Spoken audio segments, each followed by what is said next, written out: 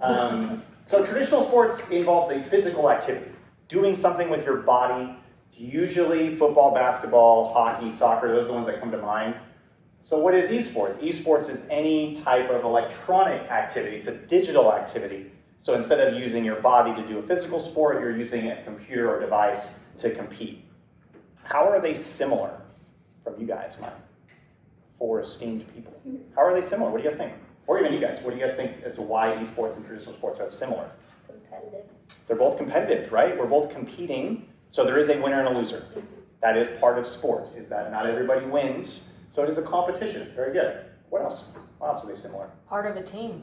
You have to work together. All of the sports that we do at East Central University are team sports, so they work together as a team, which any type of team activity requires a lot. Communication, working together, even scheduling. Having to schedule when people can be there is part of running a team. Very good. So I want to just mention, because a lot of times people go, oh, esports is this new fad, it's this brand new thing that just came out of nowhere. That is not the case at all. Esports has been around for a very long time. In fact, when the very first video games were created, back in the 60s, they actually started the first competitions within video gaming. And Pong was the most popular commercial game that came out on the Atari.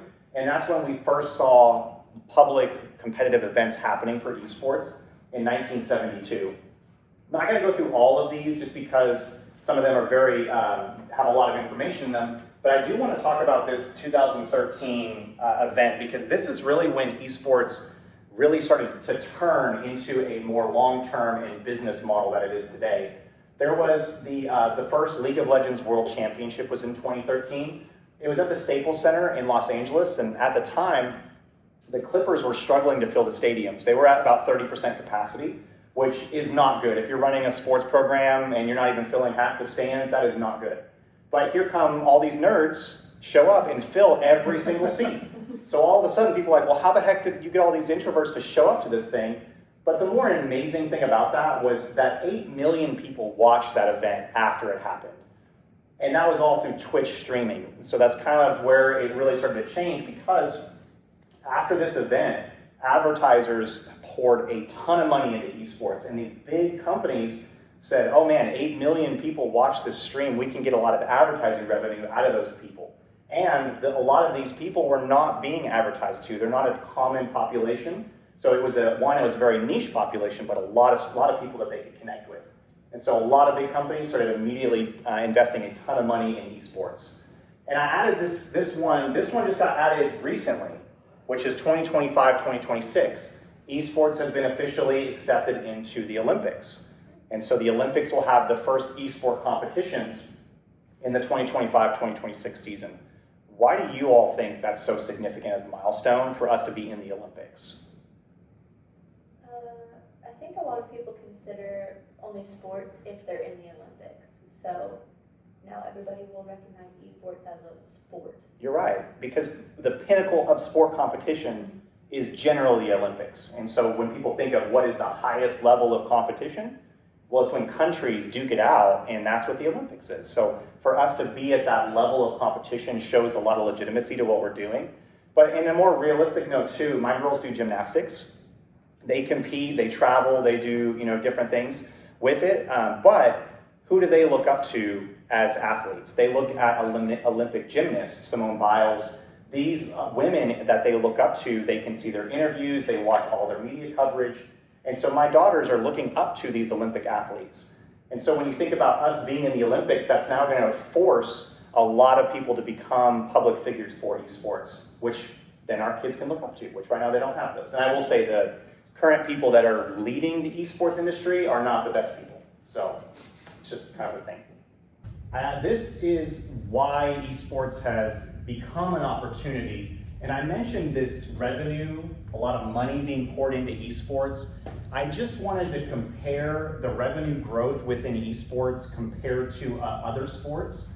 So if you look at, I marked this out because when I first ran this, it was 2021, and they projected $1 billion to be invested in esports in 2021.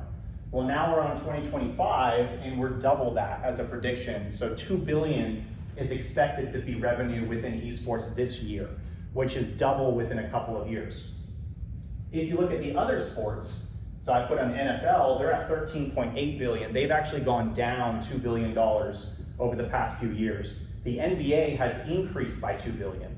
So people are like, well, where'd that money go? Usually just filters into other sports, but we are starting to see some of this traffic flow into esports as people start to not adopt traditional sports as much as they have in the past.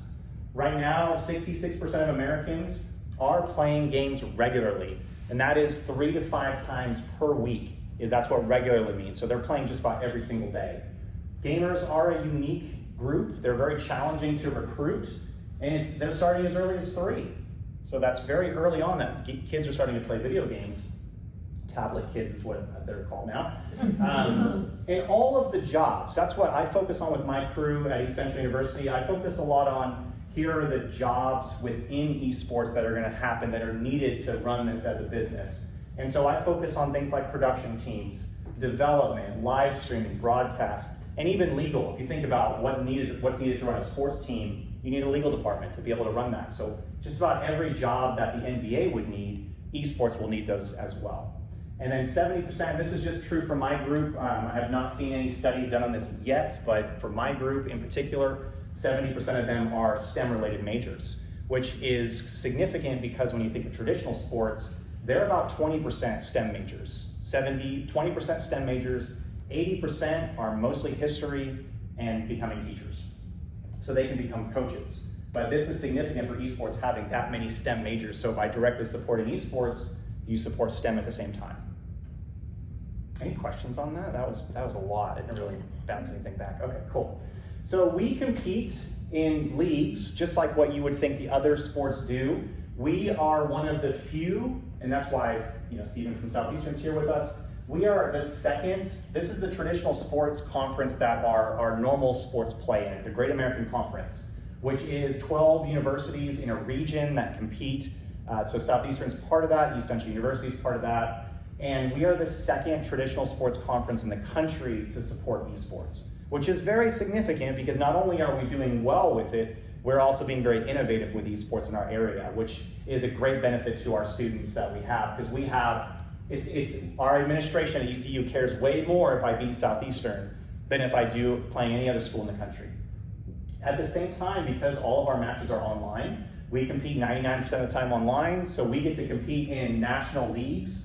There are about 450 universities that are in this league in particular, and that's the National Esports Collegiate Conference. And so we compete against schools all across the country at the same time, which I will say is great for our students because they get multiple matches per week that they get to compete in. Football, I think they have 11 matches scheduled this season. I play more of that in a week than they do in the whole season. So our volume of competition is very high, which is great for the students because it keeps them engaged. And we also compete in the East Coast Athletic Conference as well for sport titles. My mission is to prepare my students for the collegiate and professional world of esports. I believe it's very likely that if our student is involved in esports with us at ECU, that they will very likely go into a career related to esports. And that may not be they're a professional gamer. It could be that they're now a broadcaster. It could be that they're now a director running a program. They could be helping facilitate esports even though they're not competing directly. We are now also doing well, to be honest, and this is old information, this is from last year, but I include it because it's good to kind of showcase how a program can grow very quickly and continue to do well. We won our first national title last fall in League of Legends. Very first time that we had made it all the way through a regular season, all the way through the full off season, and then won a national title out of that. In fall last year, we had 35 students. Now we're at 63. So we're blooming very quickly. We had 7 teams, now we're at 11. So we're growing again very quickly.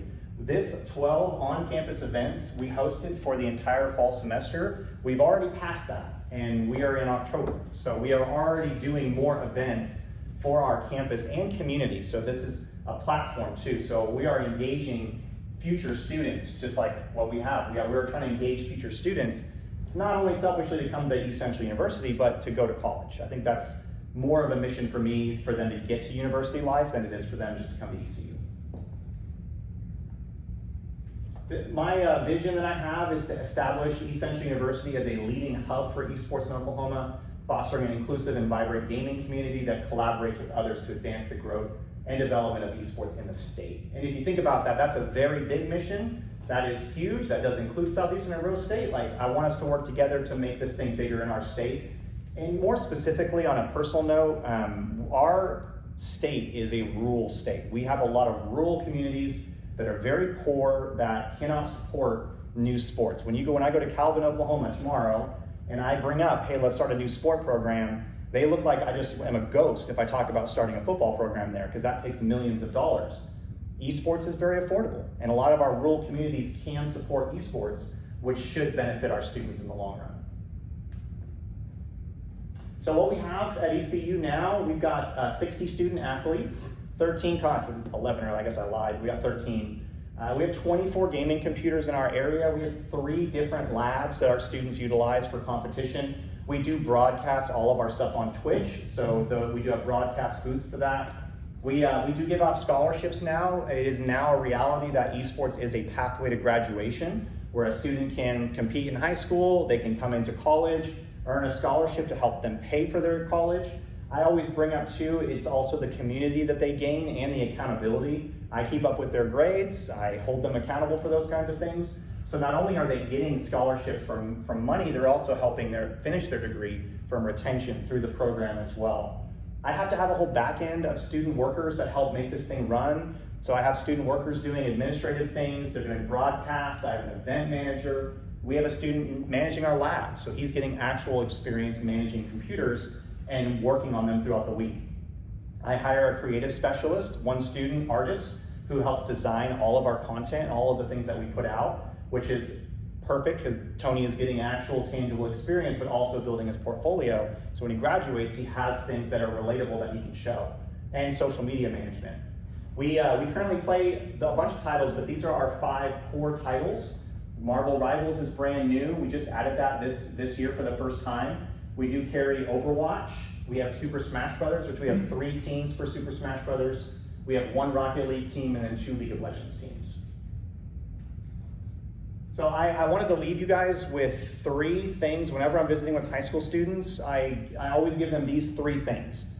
3 things to consider when you are talking. So if you're talking to Southeastern, talking to Rose State, talking to ECU, these are 3 things that I want you to ask or to consider as you're going about looking into college for esports. The first one is, how is the program funded?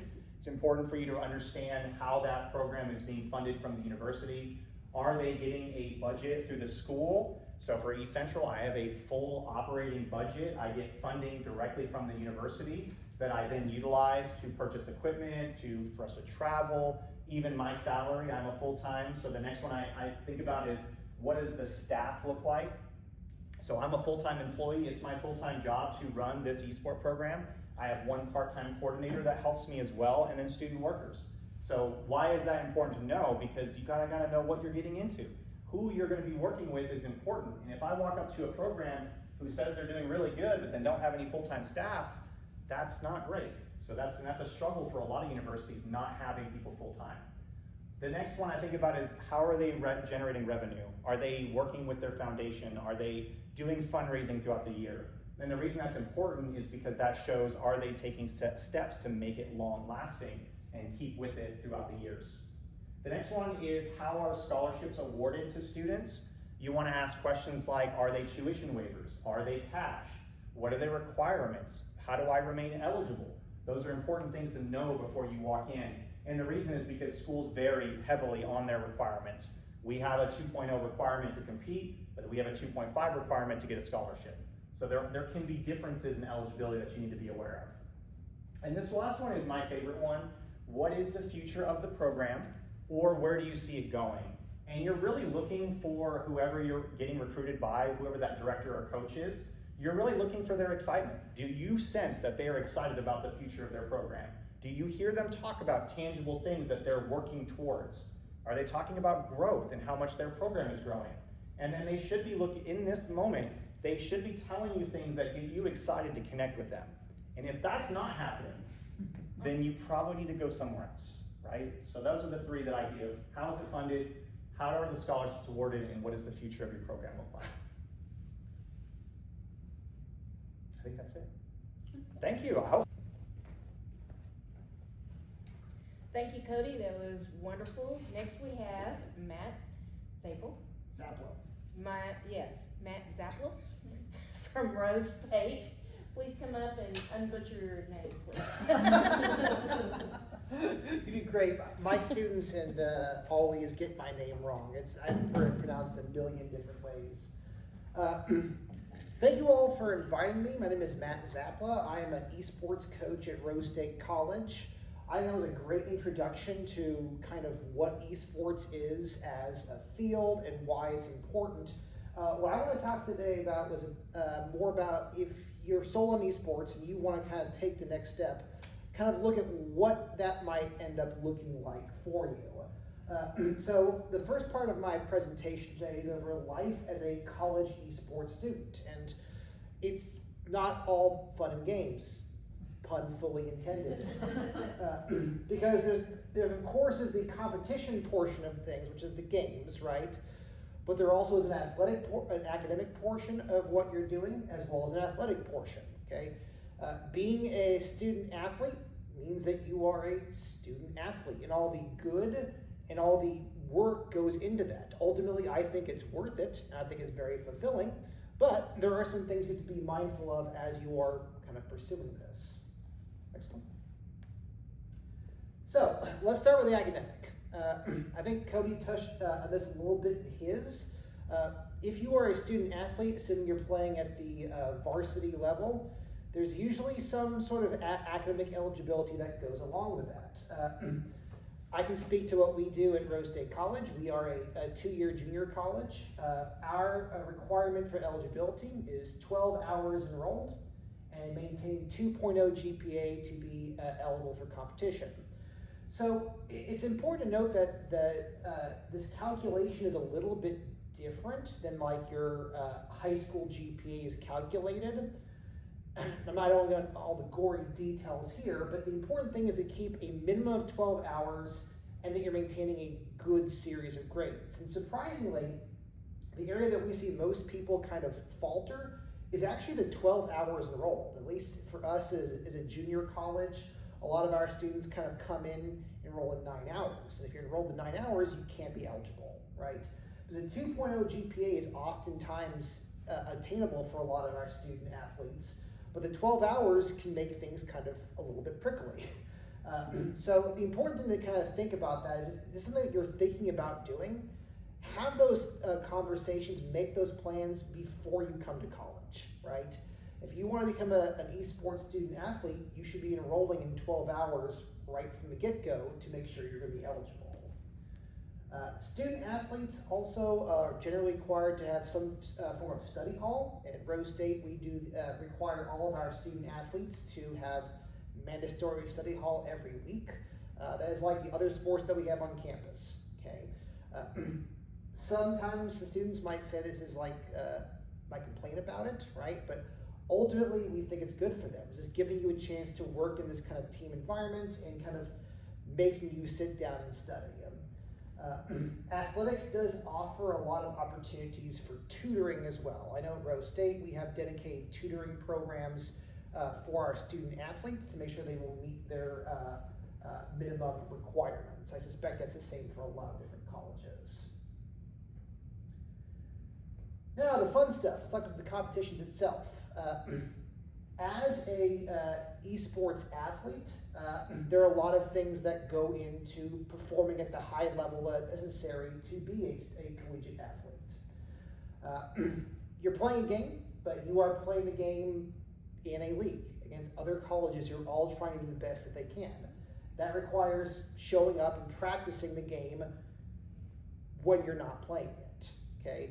Just like basketball players or football players have to practice basketball and football, esports athletes have to practice the games that they are playing between matches, right? You don't watch the Thunder play and think that these people have not touched a basketball since the last game they played, right? They're practicing constantly, same thing for us.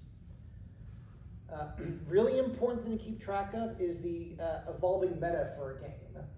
I have a couple of the games that we play at Rose State at the bottom of this slide. We play Valorant, Mario Kart, Smash Brothers, and Rivals. Games like Mario Kart 8 and Smash Brothers have been around for a while. That meta does change some, but not a lot. Whereas games like Valorant and Rivals have really sizable patches dropping regularly. Valorant has a new patch coming out where they are just changing everything very quickly. So it's important as a student athlete, we're playing on these platforms, right? Unlike like a NFL, NBA, anything like that, where the rules only change between seasons, as esports athletes, it is very possible that the ground rules for our games will be changing mid-season, okay? That requires you to be really dialed in and tuned into what's going on in your game and how that's changing, right? Also want to become the best player that you can be, and there are lots of ways of doing that. Forums and stuff online, okay? We expect our athletes to be active participants rather than passive, like just people who take in the information, right? We want people who are going to go out there, are going to research the games on their own, so that we come and talk to them about strategies, they know what we're talking about, okay? Communication, of course, very important, especially in those team games, okay? What's even better than practicing a game on your own is practicing a game with people you're actually playing with, okay? Even though we have required practices, if you can go home and you can play Marvel Rivals with your team for practice at home, that's even better, right? Of course, all that leads to match day. You have to be there for match day. This is part of what it means to be a student athlete, is that the athletic competition is extremely important, okay? Have to make sure you're there and to make sure that you are participating. That's why we're here.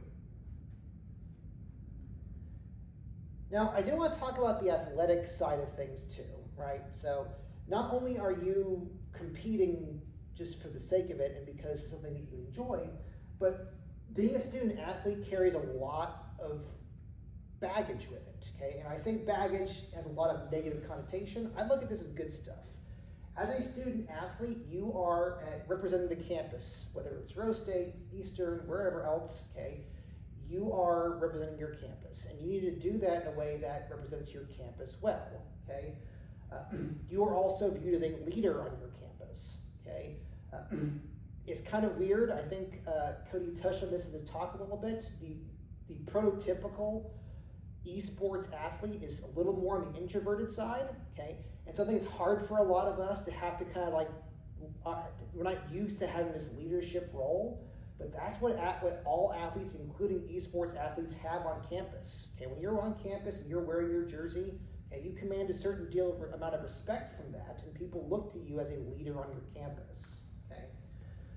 It's really important that you communicate with the coaches and the players, okay? There are a lot of times that we are communicating via Discord, some other method, maybe about the meta shifts in that game. Maybe we need to reschedule a game with a team we're playing that evening, okay?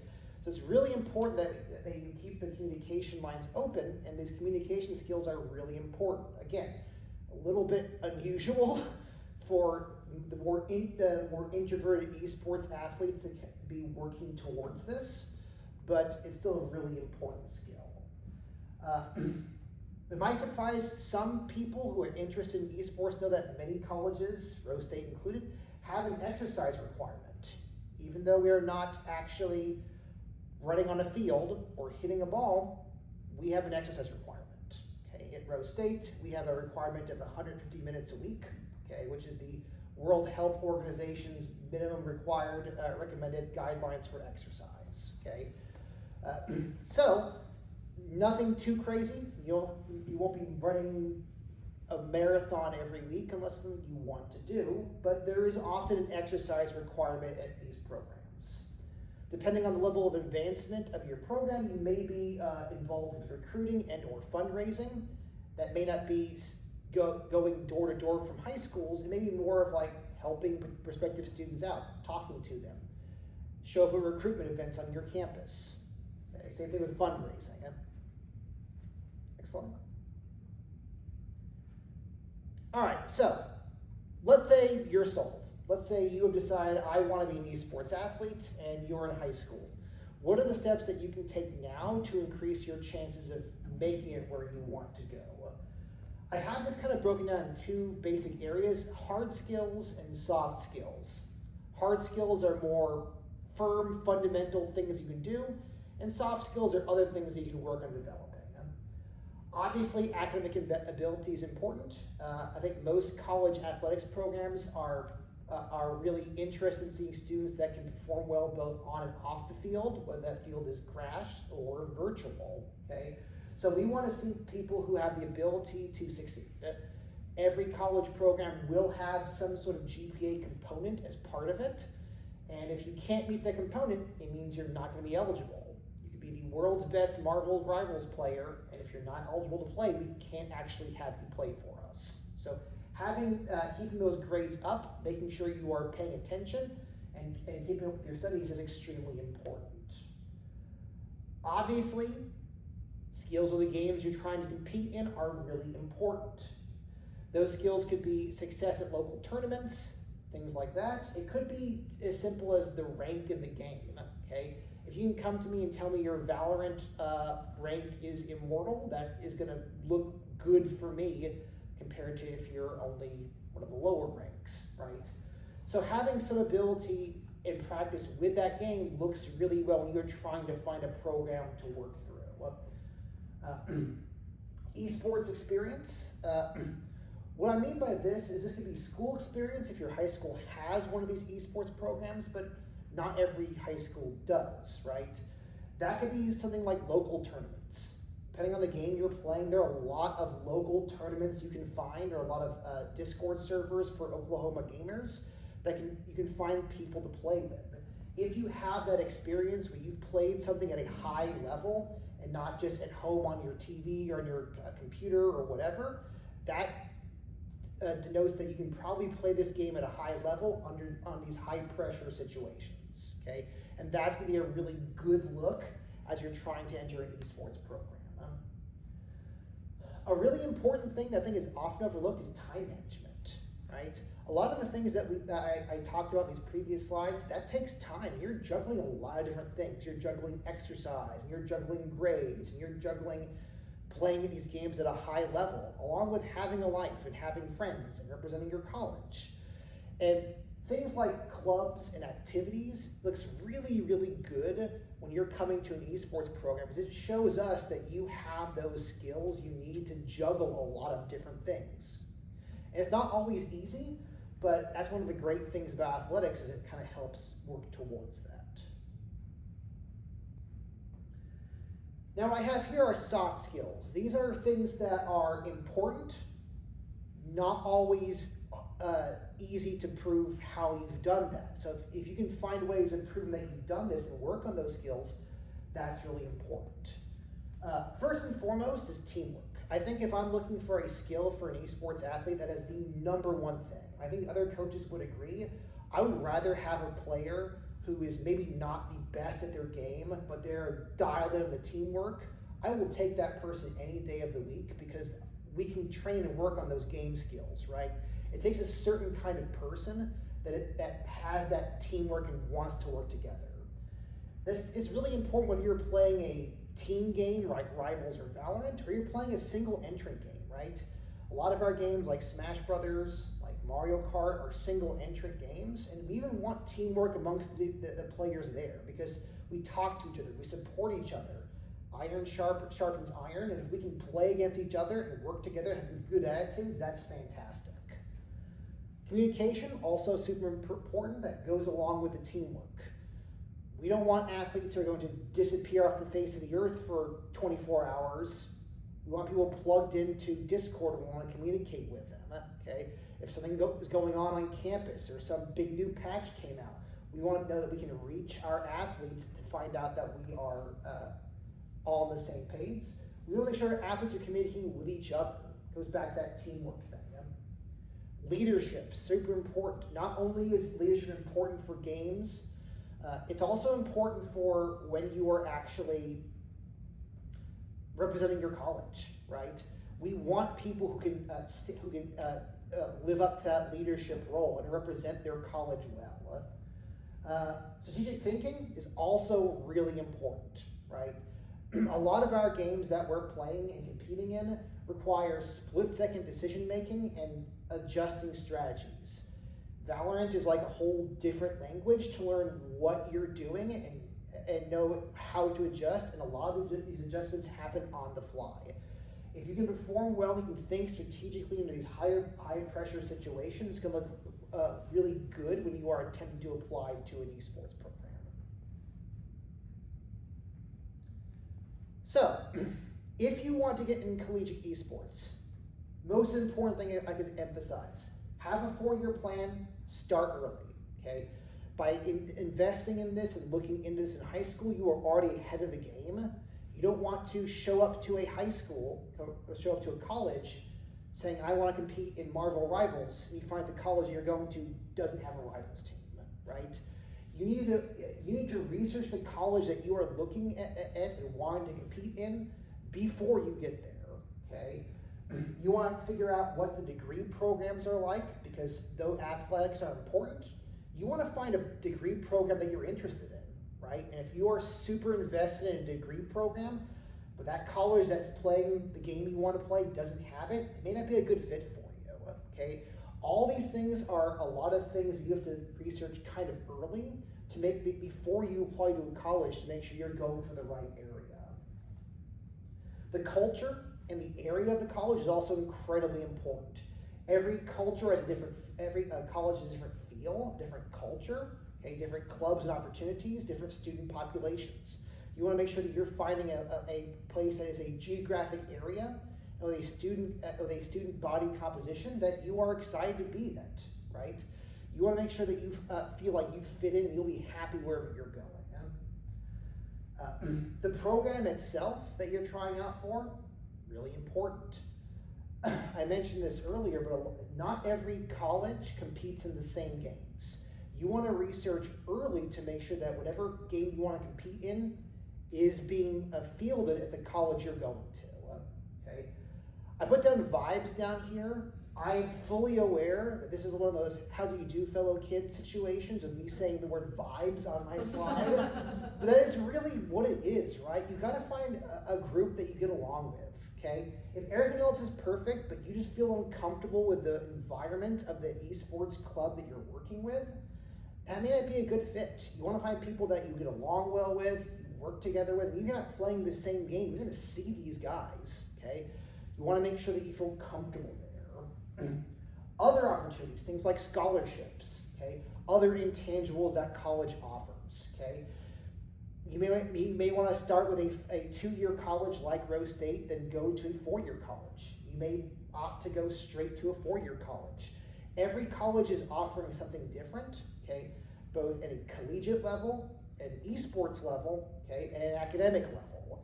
And you need to examine all 3 of those facets and figure out which one is the right fit for you, okay?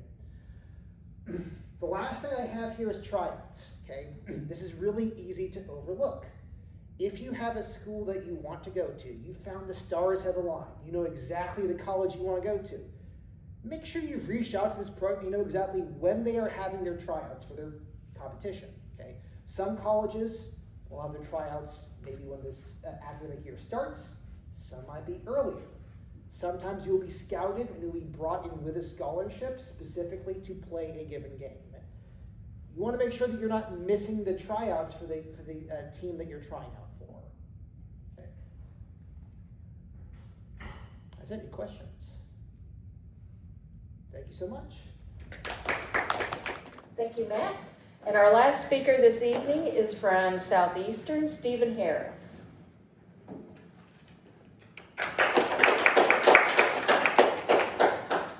We're excited to be here this evening. Thank you all. Thank you guys for having us. This is such a good opportunity for everyone that gets to hear and gets to participate in this. Such good information from both of these guys so far. And so I hope to help shed a little bit more light in a couple of different areas that I spend a lot of my time doing outside of esports with admissions and recruitment and some scholarship opportunities and things that universities offer a little bit outside of the esports realm that you definitely have to take into consideration as you look at universities.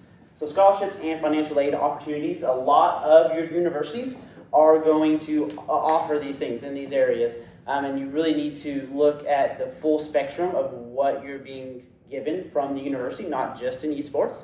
but look at your ACT scores, your GPA scores, and then what these universities are going to be able to give you on the side of that. Because today, I don't know of an esports program in Oklahoma or Texas or Arkansas that offers full-ride esports scholarships. So having available funds from other things to help pay for the university is extremely, extremely beneficial for you and for the esports programs, because we love it when other people help you out as well. We're all here for our students. None of us would be in esports if it isn't because of a love and a desire we have for esports, but also to help students, because there's such a large population of students who are interested in esports and need that help, and that's what we want to do. So academic scholarships, every university that I know of is going to offer some level or range of academic scholarships based on a variety of different things. So I would strongly encourage you to reach out to those universities that you want to go play for. Like they mentioned, they have your game, like they have your program. You desire to go there. See what other options are out of esports, and do you have to do another application for that? Do you have to do something else, to jump through a few hoops, maybe to get your name in the bucket for those money, because you want to do that. Leadership scholarships, these are very specific if you do want to move into leadership roles, not in esports, but on the university as a whole.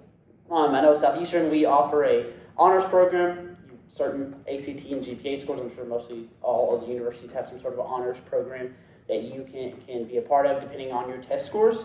They have leadership programs as well. Southeastern, we have a President's Leadership class, which again, I think most universities have President's Leadership classes that also offer scholarship money on top of that. Again, Southeastern has an interview process you have to go through. Our deadline for that is in January. I think most universities' deadlines for these higher up scholarships and opportunities will have much earlier deadlines than August 15th when classes start. So I strongly encourage you, apply early and see what those requirements are so you can get your name in the hat for free money. And then Southeastern specifically, we have one called the John Massey Leadership Program. It's ran through a local bank there in Durant and offers a ton of money. It's a fantastic scholarship opportunity for any student that's interested in Southeastern. Esports scholarships, these will differ from university to university. Like I said, I only know of a handful of universities across the nation who give full ride esports scholarships. There are some, but they are very, very few right now. Hopefully that changes soon. But encourage you to reach out to the directors or the coordinators or whoever's in charge of that program to see what that opportunity looks like for you. I know for Southeastern, ours is skill-based and need-based, and so our scholarships can range. And again, that depends on, are you a top 1% of the player base, or do you play for fun? And so those, scholarships will differ in that. Ours also differ if it's a varsity team, a varsity game that we play versus like a club team that we play. We have a Call of Duty team, but they aren't scholarships because it falls into our club category, unlike games like Valorant and Rocket League, while those fall into the varsity team category for us. And so reach out to your programs. Even though they might offer the game, that game might not offer scholarships depending on their structure. So again, look at those, because we all like free money, so look at that. And then local scholarships, I always like to mention these when talking to students. There are so many opportunities for local scholarships in your hometown, right around you. Banks offer a ton of scholarships, so go to your local bank, go to your local big businesses. I know in Durant, almost all of the banks offer a local scholarship, including like big companies like Cardinal Glass, which is, I don't even know what they do, but I know they give money to students. And so go there and ask for the application, because all of them, you're going to have to do an application. And a lot of times you can use the same essay because they don't know. First United Bank and Vision Bank don't know to use the same essay for both of them, but they're both banks and they're both offering scholarships. So use your resources, do some trafficking, walking around, driving around, figuring out what to do and where to go. And even if you spend 10 hours working on scholarships, and you get one scholarship for $800.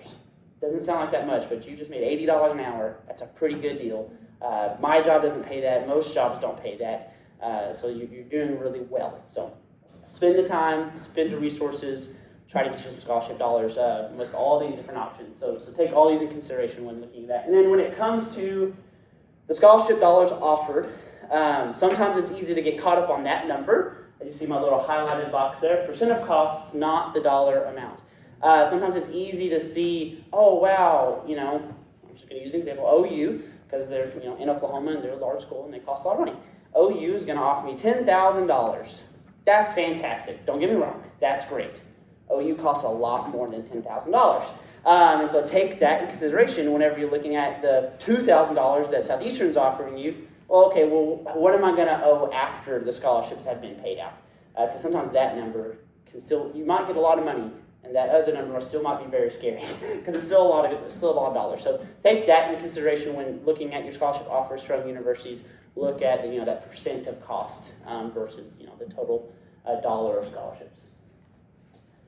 And choose the right program. This was already hit a little bit, but there's two categories to me when I think of going to school. My day job, again, I'm at admissions and recruitment, and I talk to students all the time that maybe Southeastern is not a great fit for a lot of different reasons. There's a lot of different categories of students fall into that maybe ECU's better.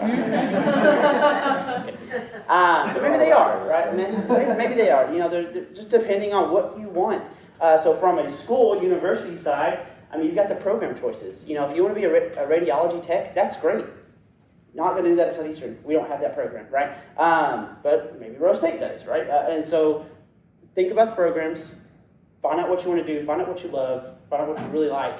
If you don't know what you want to do, that's okay too. 35% of Southeastern students come in as undecided students. They don't know what they want to do, and that's fine. And then, out of that 65% that say they know what they want to do, 50% of them are going to change it. So, they don't really know what they want to do. A large portion of students change majors throughout universities. You get there and you find out you don't like that. Maybe chemistry is way different than you thought it was going to be. And maybe that upper level math class was a totally different ballgame and you weren't ready for that. College algebra, high school algebra was one thing, but then you got into college and it was totally different. And that's okay, that's fine. It's okay not to know what you want to do right away. Going in as undecided is usually a really good choice. So you don't always have to know that answer, but if you do know what you want to do, make sure that university offers it. That's a big deal. University atmosphere, of course this will sit on the vibes. Not only with the program, but with the university. Make sure you're going to like it. You might come tour Southeastern and we might have the best campus in the world. It's fantastic. We do. It's true. But you might go to Southwestern and it's flat. And, there's not any trees. I think there's one hill that's kind of close to campus. And that might be what you like. You might like the, big sky, and all that. That's great. You can do that. But make sure you like that, right? And that's something that you can see yourself spending 4 years at because you're going to be at the campus a lot. And you're going to spend a lot of time there. And you're going to have to kind of like it at least a little bit. And the desired college experience. And this goes for if you really love watching football games, going to those football game atmospheres, and you want to go to College, well, they don't have a football program, right? That's not going to be great. So see what the other things the university is offering, other organizations, whether that's BCMs or student governments, chess clubs, other avenues of how to spend your time, because you're not going to spend all your time studying. You're not going to spend all your time in esports, although some of us esports coaches would like you to spend more time doing esports. You're not going to spend all your time doing esports.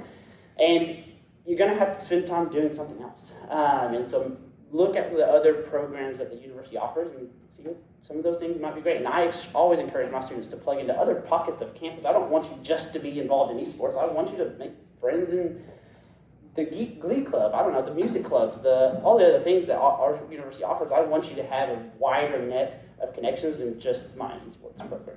And then for the esports side of it, make sure it's a good fit. Make sure you participate. I know, I always encourage new incoming freshmen, and especially in the spring semester, hey, why don't you hop into a practice with us? Why don't you join a practice with our team?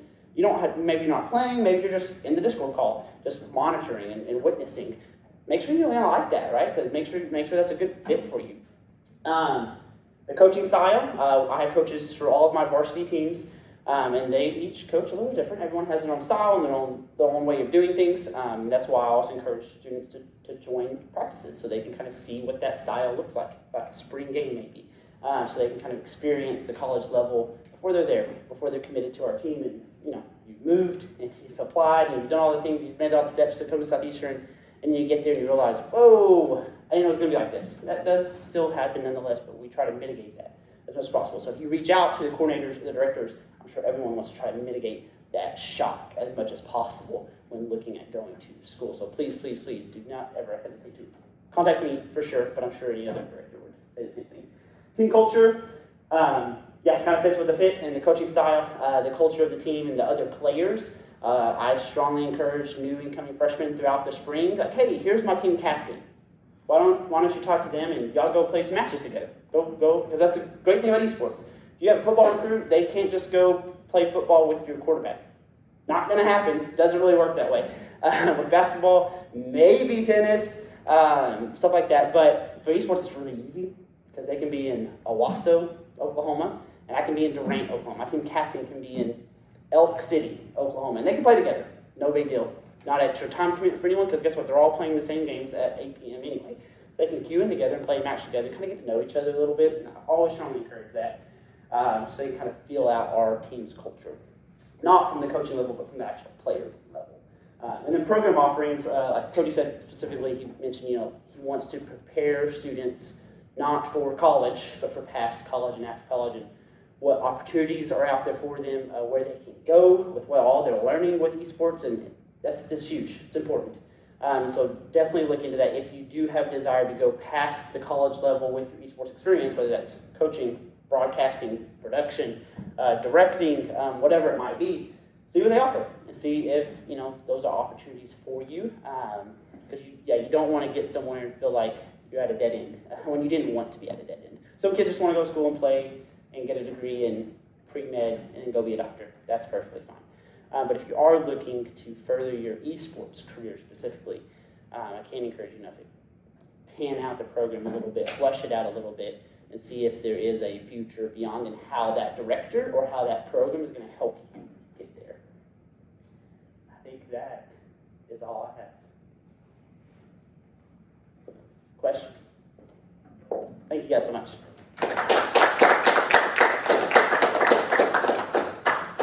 Thank you all so much for being here this evening, and we certainly want to thank Hot to Talk Technology Center for allowing us to use the Work Ready Room. The video presentations will be available online for people to access, and there will be a more in-depth articles coming out in our newsletter. I encourage everyone to check out the events on growada.com because we have several events that are coming up that help everything from students to small business owners to large industries. So thank you all very much for being here this evening.